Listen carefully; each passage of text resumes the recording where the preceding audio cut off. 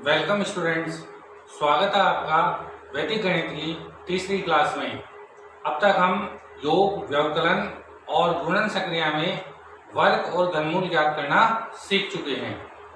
आज हम भाग सक्रिया सीखेंगे और भाग सक्रिया में हमारे पास तीन विधियां हैं: निकलन विधि, परावर्त्य योज्यता विधि और ध्रुवांक विधि। निकलन विधि और परावर्त्य योज्यता विधि दोनों विधियां लगभग समान हैं, कोई ज़्यादा अंतर नहीं है। और ध्रुवांक विधि इनसे अलग और थोड़ी कठिन विधि है। अब हम निकलन विधि से भाग लगाएंगे, फिर परावर्त्य योज्यता विधि सीखेंगे और फिर ध्रुवांक विधि द्वारा भाग लगाना सीखेंगे। तो सबसे पहले हम शुरू करते हैं निकलन विधि द्वारा भाग लगाना। अब हम 1245 में 97 का भाग लगाएंगे निकलन विधि द्वारा। तो यहाँ पर हमको भाग लगाना है 97 का, और 97 100 के पास की संख्या है, इसलिए हम इसका आधार मानेंगे 100। और इसके बाद हम इसकी निकालेंगे पूरक संख्या।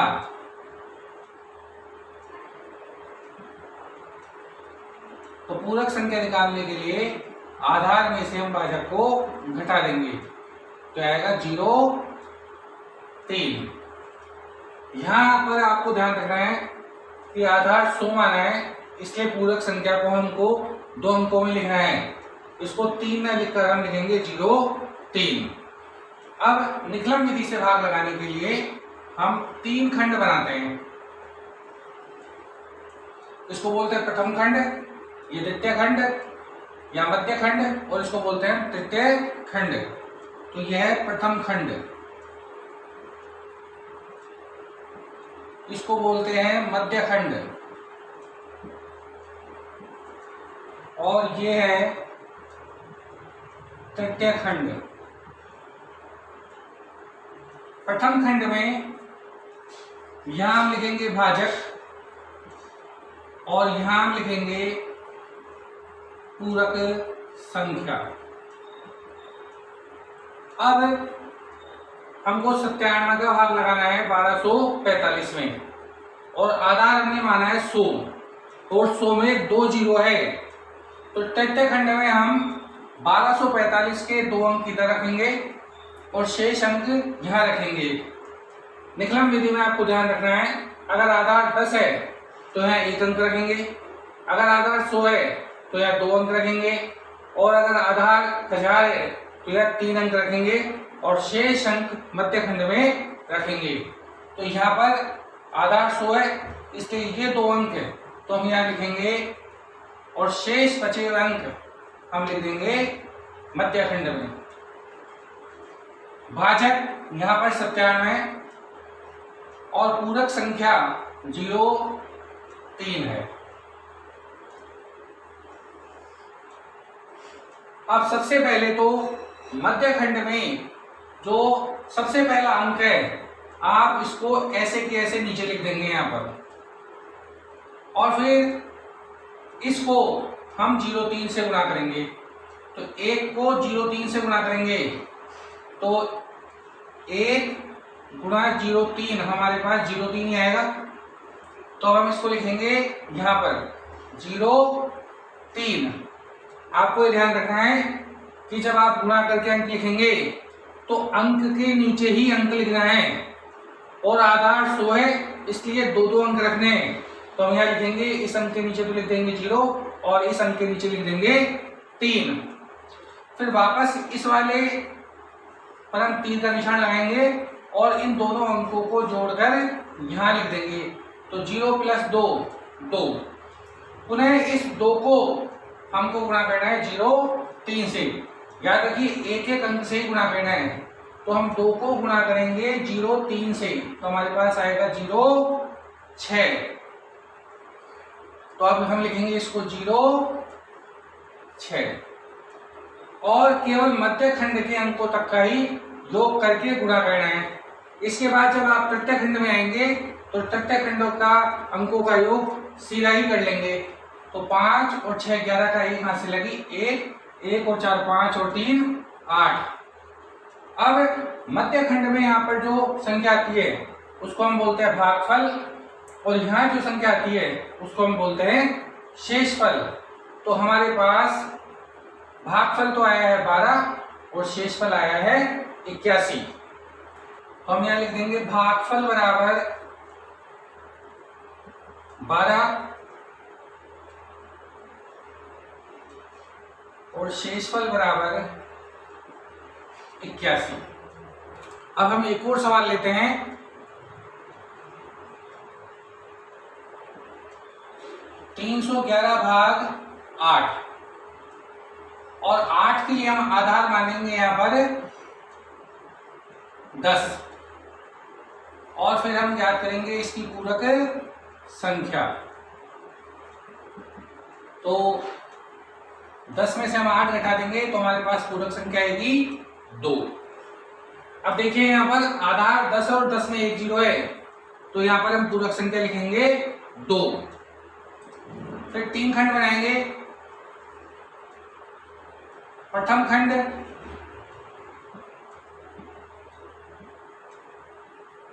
मध्य खंड और तृतीय खंड।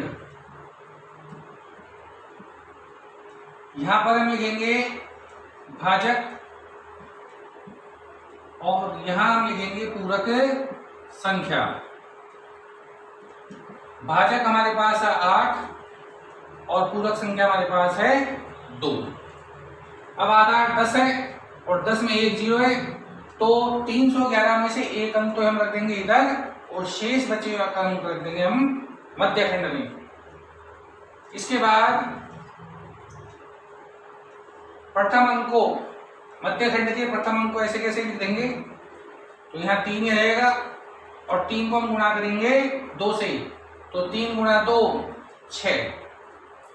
वापस हम इसका योग लगाएंगे, तो 1 और 6 7, और 7 को हम गुणा करेंगे 2 से, तो 7 गुणा 2 हमारे पास आएगा 14।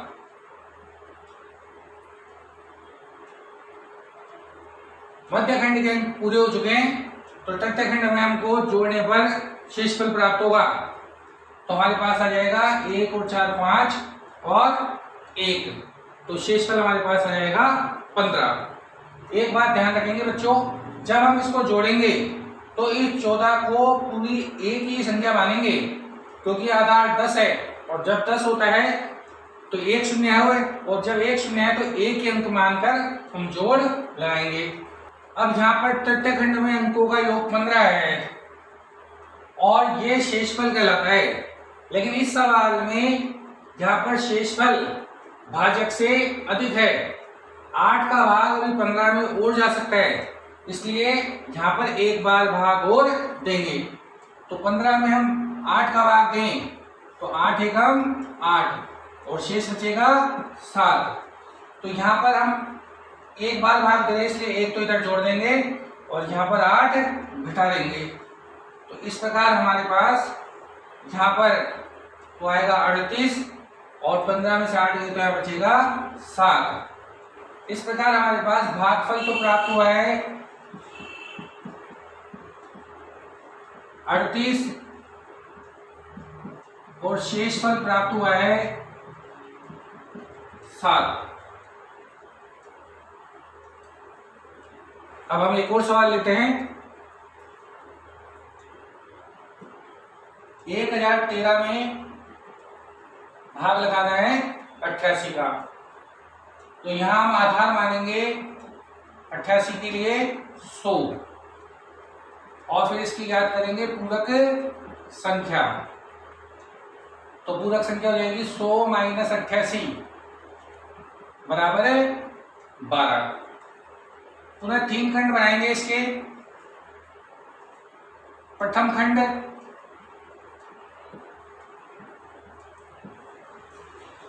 मध्य खंड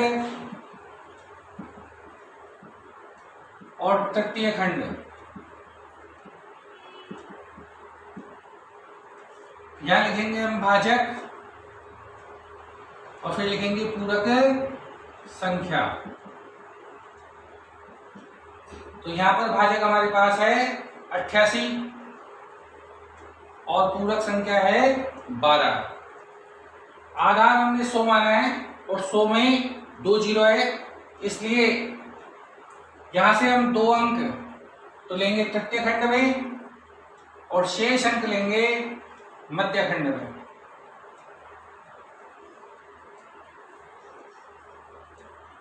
प्रथम अंक मध्य खंड का ऐसे कैसे लिख दिया जाता है, तो उसको लिख देंगे यहां पर 1 और फिर इस 1 को हम गुणा करेंगे 12 से, तो 1 गुणा 12 और फिर द्वितीय स्तंभ का योग लगाएंगे तो 0 प्लस 1 1। वापस इस 1 को हम गुणा करेंगे 12 से, तो यहां लिख देंगे 12 और यहां देखिए स्थान है तो यहां पर आप लगा लीजिए डैश। अब 3 और 2 5, 1 और 2 3 और 1 4। इस प्रकार हमारे पास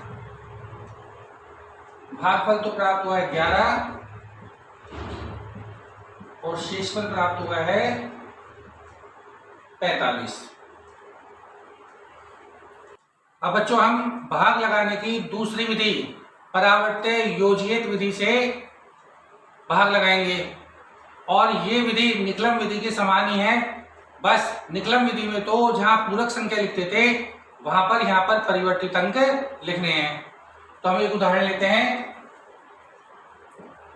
1153 में हमको भाग लगाना है 103 का, तो 103 के लिए हम आधार मानेंगे 100 और यहां पर हम ज्ञात करेंगे विचलन, और विचलन होगा 103 माइनस 100 बराबर 0 3। यहां पर विचलन 2 अंकों का लिखेंगे क्योंकि आधार 100 है, 100 में 2 जीरो है। इसके बाद हम लिखते हैं परिवर्तित अंक। तो परिवर्तित अंक का मतलब है बच्चों ये जो विचलन हमारे पास आया है तो ये विचलन प्लस का है और परिवर्तित अंक करेंगे तो इस विचलन को हम लिख देंगे माइनस का बनाकर, तो -0 3। और अगर ये विचलन माइनस का होता तो हम इसको लिखते प्लस का, अभी प्लस का है तो हमने इसको लिखा है माइनस का। आप इसको एक और तरीके से लिख सकते हैं इस प्रकार से, इन अंकों के ऊपर अगर एक लाइन खींच दे, बाढ़ लगा दें तो हम इनको ऋणात्मक अंक मानेंगे। अब निकलम विधि के समान ही 3 खंड बनाएंगे। प्रथम खंड, मध्य खंड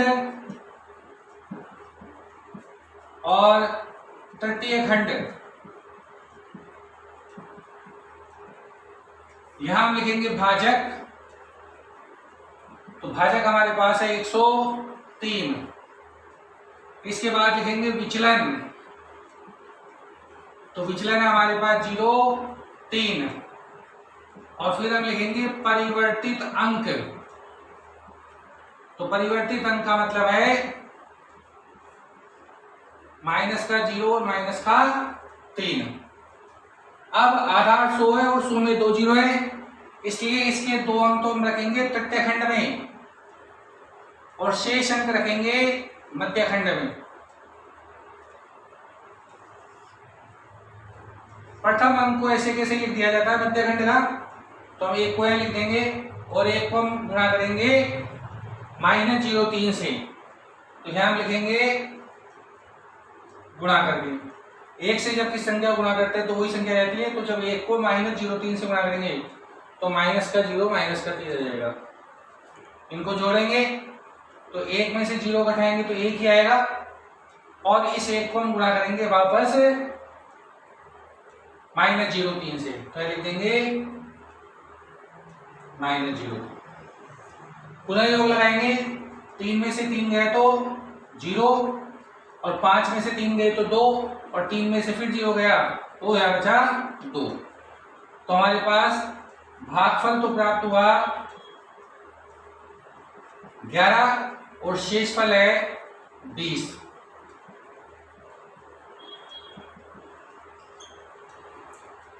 ये विधि बच्चों निकलम विधि के समान ही है, बस निकलम विधि में यहाँ पर पूरक संख्या लिखते थे और परावर्तित योजित विधि में यहाँ पर हमको परिवर्तित अंक लिखना है। अब हम एक और उदाहरण से इस विधि को समझते हैं। 14,885 में हम भाग लगाएंगे 123 का। यहाँ पर आधार तो है 100 और अब निकालेंगे इसका विचलन। तो 123 में से हम घटाएंगे 100 तो विचलन आएगा 23 प्लस का, और फिर हम निकालेंगे इसके परिवर्तित अंक। तो परिवर्तित अंक आएगा -23 और इसको हम लिख देंगे इस प्रकार से, 2 के ऊपर बार लगा देंगे और 3 के ऊपर भी बार लगा देंगे। 3 खंड बनाएंगे। यहां लिखेंगे प्रथम खंड, मध्य खंड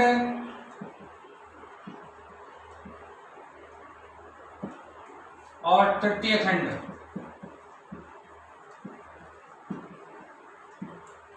सबसे पहले यहां लिखेंगे भाजक। तो भाजक हमारे पास है 123। इसके बाद लिखेंगे हम विचलन। तो विचलन हमारे पास है 23 और फिर हम लिखेंगे परिवर्तित अंक। तो परिवर्तित अंक हमारे पास है -23। अब आधार 100 है, तो 100 है तो यहां से 2 अंक तो हम रखेंगे तृतीय खंड में और शेष अंक रखेंगे मध्य खंड में। तो हम इसको लिख देंगे इस प्रकार से। अब प्रथम अंक को तो हम ऐसे कैसे लिख देते हैं, तो यहां पर योग करेंगे 1 का तो 1 किया जाएगा और इस 1 को गुणा करेंगे 23 से, -23 से, तो यहां आएगा -2 -3। इस स्तंभ का योग करेंगे तो 4 में से 2 गए तो हमारे पास बचे 2 और 2 को हम गुणा करेंगे -23 से, तो 2 गुणा -23 हमारे पास है -46। तो यहाँ पर हम लिख देंगे -46। अंक के नीचे अंक ही लिखना है, आपको ध्यान रखेंगे। अब इसका योग लगाएंगे तो 8 में से 3 गए तो 5 और 5 में से 4 गया तो 1। यहाँ पर हमको योग प्राप्त हुआ है 1। अब इस 1 को हम गुणा करेंगे -23 से, तो 1 गुना -23 तो यहाँ लिख देंगे -23। अब योग लगाएंगे, यहाँ पर कुछ नहीं लिखा तो डैश लगा सकते हैं। 5 में से 3 माइनस करें तो हमारे पास बचा 2 और 8 में से 6 माइनस करें तो हमारे पास बचा 2 और फिर 2 में से 2 माइनस करें तो 0। तो ये तो हमको भागफल प्राप्त हुआ है, तो ये शेषफल। तो हम लिखेंगे भागफल बराबर 121 और शेषफल 0.2। अब बच्चों हम ध्रुजांक विधि से भाग लगाना सीखेंगे। ध्रुजांक विधि को आप ध्यान से समझिए। इसको थोड़ा कठिन विधि माना जाता है, लेकिन अभ्यास करके हम इसको सरल बना सकते हैं। तो हम इसके लिए एक उदाहरण लेते हैं। 1245 भाग 42। 1245 में हमको भाग लगाना है 42 का।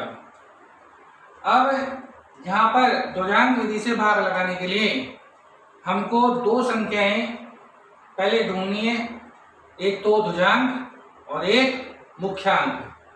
तो सबसे पहले तो आप यहां लिख देंगे ध्रुजांक और इसके नीचे लिख देंगे मुख्यांक।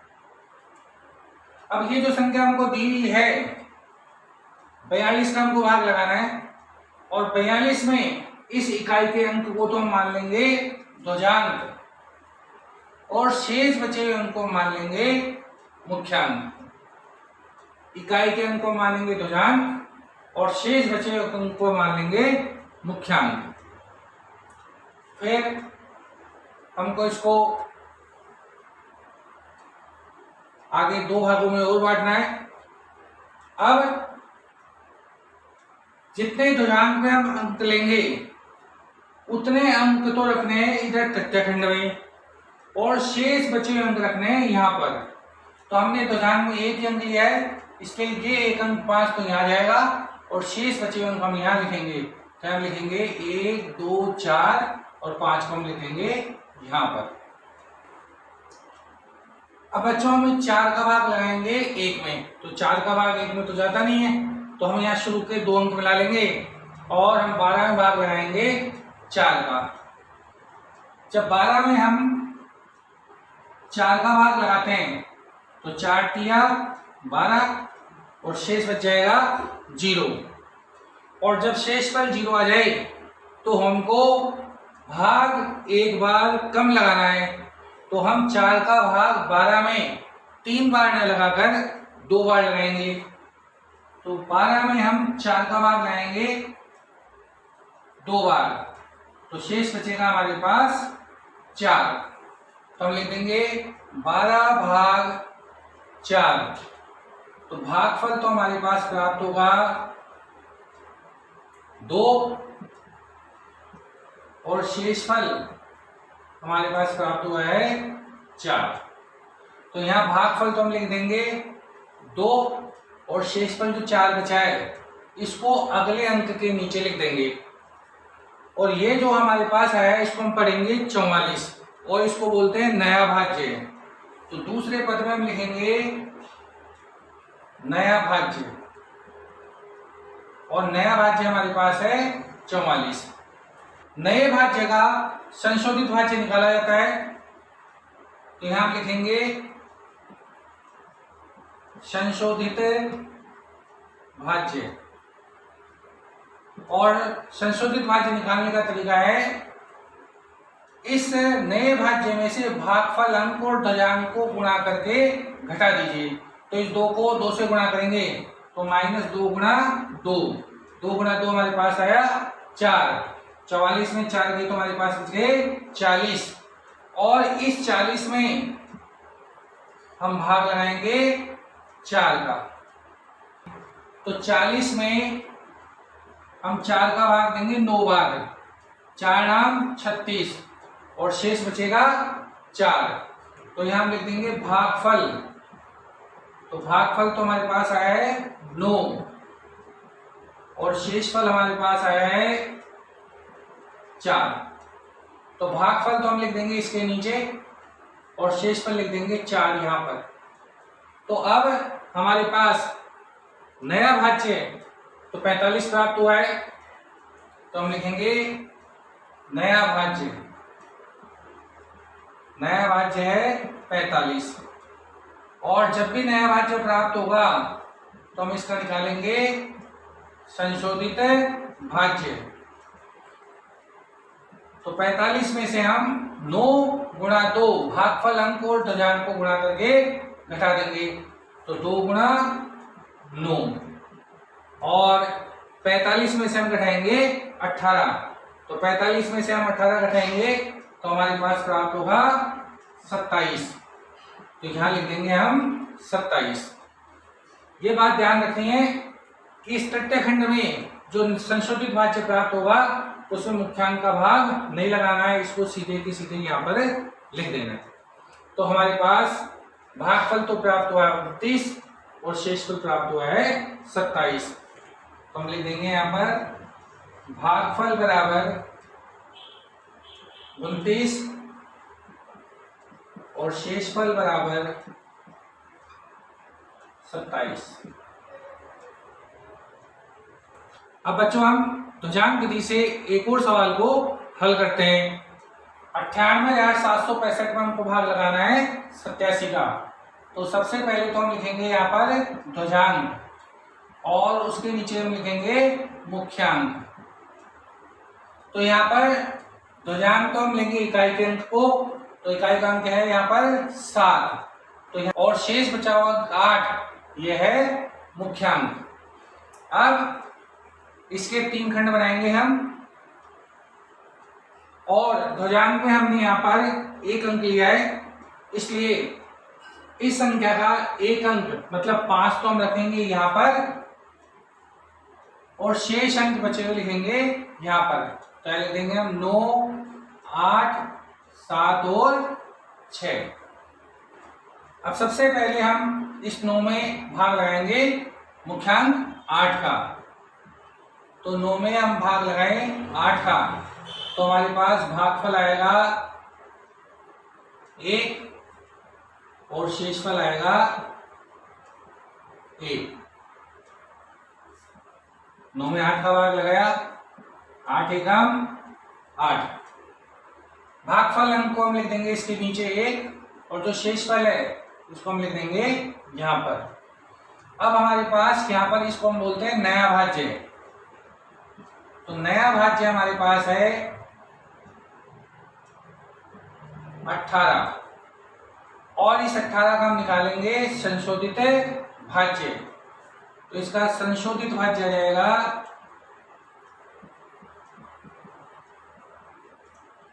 18 में से हम भागफल अंक और ध्वजांक को गुणा कर देंगे। तो 7 गुणा 1, तो ये आ गया हमारे पास 11 और इस 11 हम भाग लगाएंगे 8 का। 11 भाग 8, 11 में 8 का भाग लगाएं, 8 एकम 8 और शेष बच जाएगा 3। तो भागफल हमारे पास है 1 और शेषफल है 3।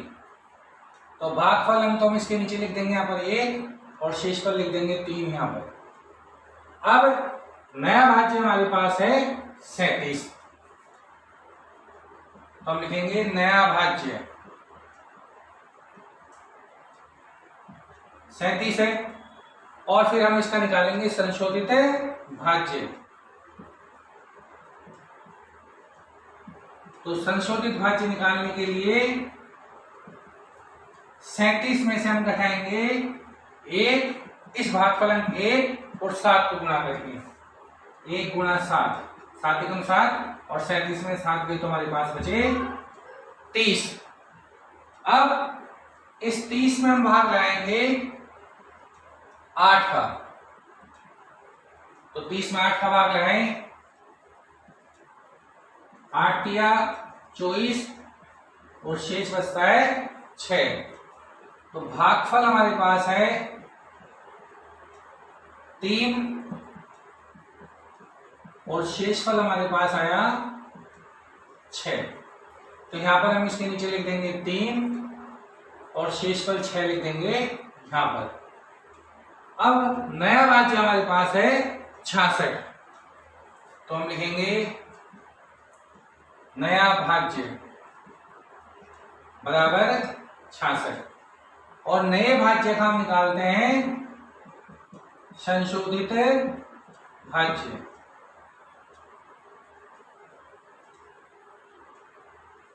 तो 66 में से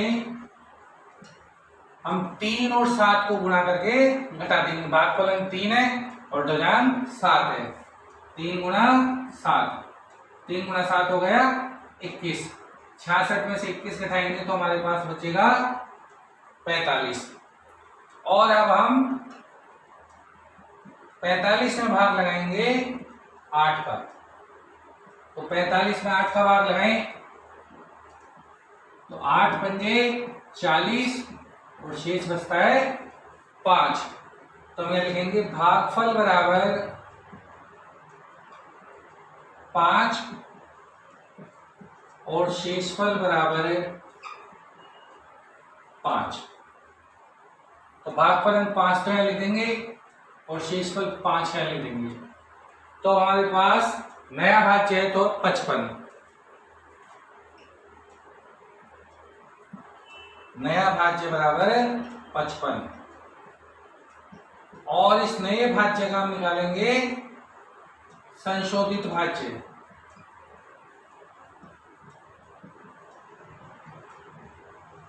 तो 55 में से हम माइनस करेंगे 5 और 7 को गुणा करके। भागफलन 5 है और दशांश 7 है, तो 5 गुणा 7, 5 गुणा 7 हो गई 35 और 55 में से 35 जाएंगे तो बचेगा 20, तो हम लिख देंगे 20।